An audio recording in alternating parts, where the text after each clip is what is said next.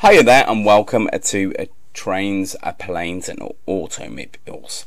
Right, today what I'll be talking about is the 1954 midget submarine called the HMS Stickleback.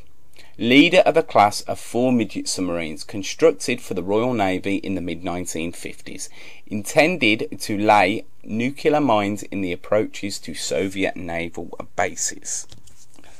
The inspiration for a new class of midget submarine derived from the limited successes such types had met during the Second World War, notably against the German battleship Tirpitz and the Japanese large heavy cruiser Takoi. These two boats differed in one very important detail. However, they were specifically constructed to deploy the Kudgel mine, I think that says, which was to have been modified version of a warhead of the RAF's Redbeard 20 kiloton nuclear bomb. Hardly surprisingly, the development of the Stickleback was shrouded with secrecy, and there is no certainty of the date of construction commenced or when she even entered service. She was built by Vickers Armstrong at the Barrow Yard, and she was launched as X-51 on the 1st of October 1954. She retained this pennant number when she and the rest of the class were given names at the end of 1954.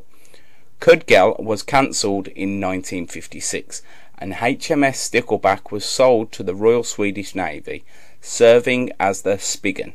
She was decommissioned in 1970 and returned to the UK some years later. She has now become a museum exhibit, as you can see in some of the pictures I've put up there. She is actually on display and cut up, unfortunately.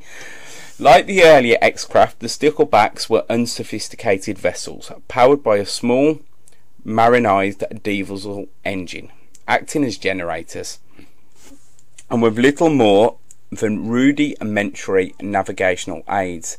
They carried their weapons as side charges, dropping them at depths of up to 300 feet or 90 meters, where they detonated by timing devices.